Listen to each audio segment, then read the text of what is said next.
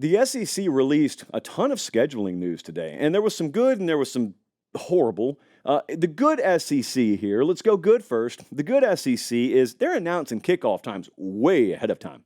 That's a good thing. We were always capable of this as a people, as a college football society. We were always capable of this. So we know Clemson, Georgia is going to kick off noon Eastern time, week 1 in Atlanta. We know Miami's going into the swamp against Florida. Week 1, 3:30. If they die, they die is basically the attitude the schedule makers took because it's Florida in late August and we're going to kick off at 3:30 and whatever. That's going to be on ABC.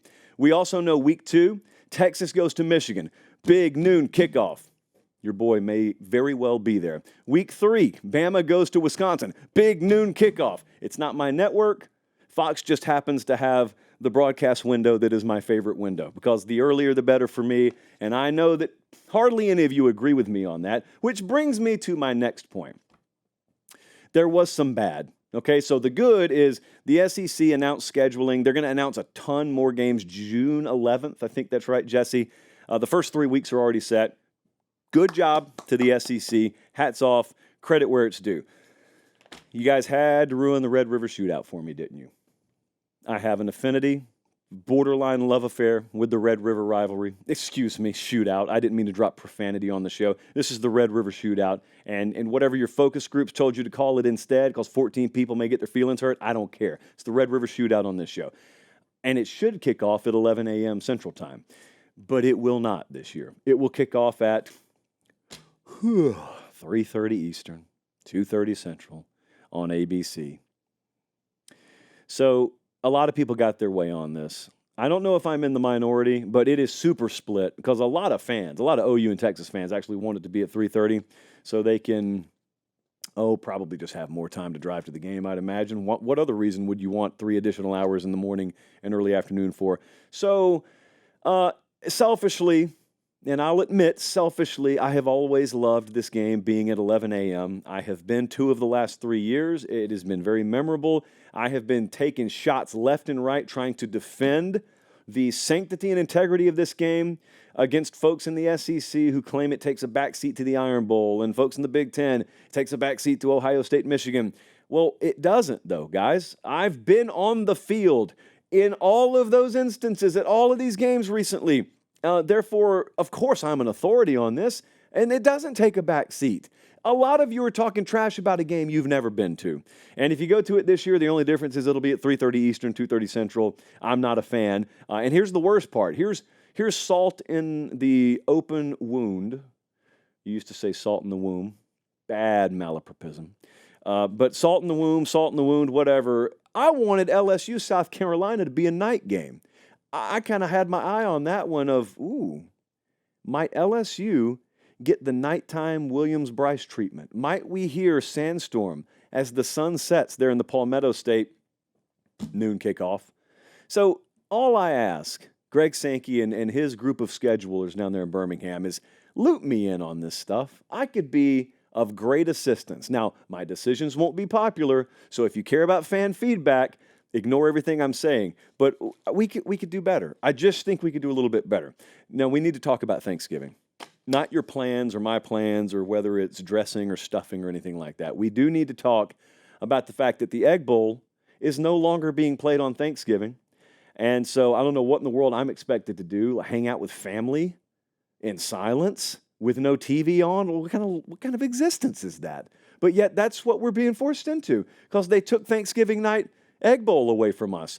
And that's going to be on Black Friday. Now, the trade-off here is Black Friday is pretty stacked as a lineup. They've got that one. I should have written them all down. There are a lot of big games on Black Friday. Kirby Smart, I think, pulled one off, whether he had anything to do with it or not. Georgia versus Georgia Tech moved to Black Friday as well, which means in a world where Georgia is playing in the SEC championship game, and let's be real, there is a more than reasonable chance of that happening, he bought himself an extra day of prep. Now, on the front end, your Thanksgiving week is thrown into a blender, but Georgia folks don't think they're going to struggle with Tech anyway.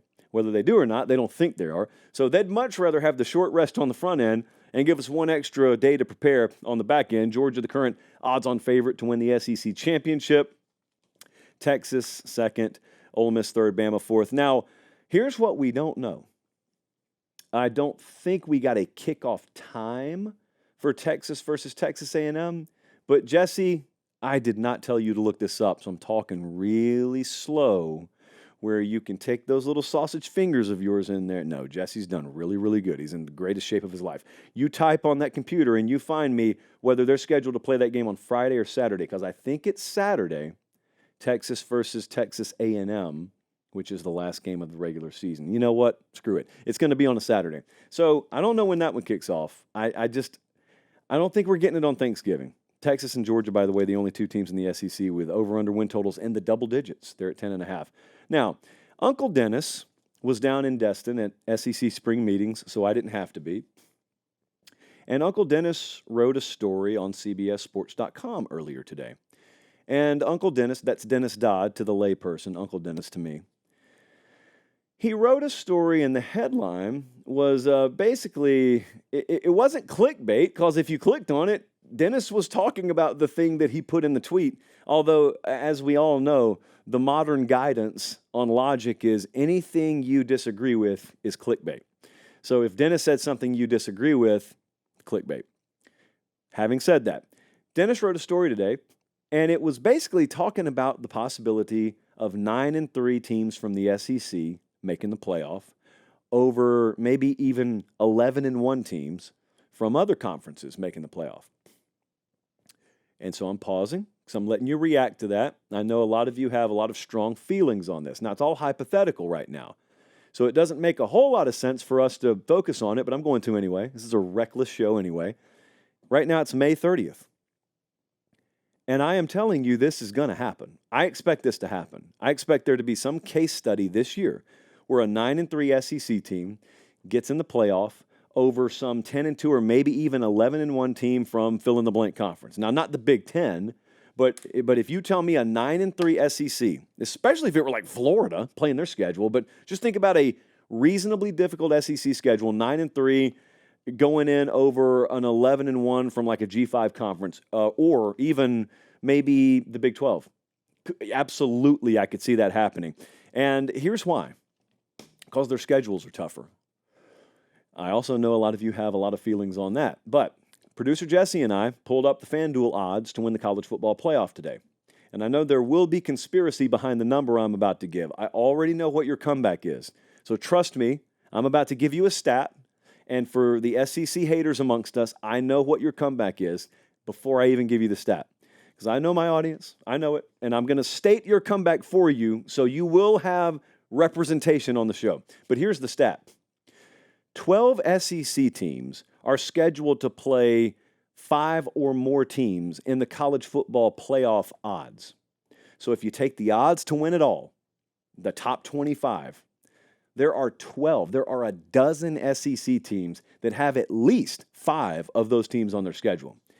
The Big 10, the Big 12, and the ACC combined to have just 4 teams that face at least 5 in the preseason top 25. Now, that's not a ranking. That's not a poll. Those are just the numbers we have right now, and those are the numbers to win the whole thing, to win the national championship. So presumably, those teams are expected to be pretty good. I said I know what your comeback is.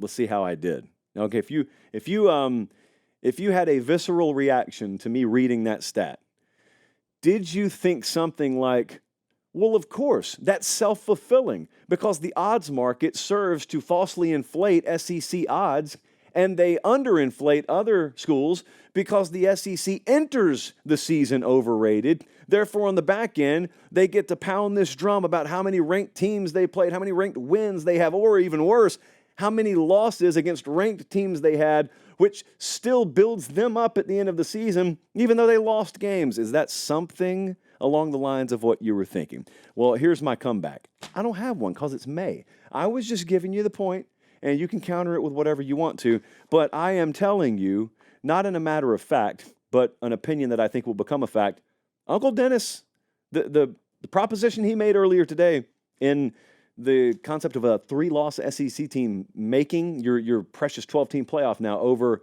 maybe 2 or 1-loss teams from other conferences, I think that's going to happen.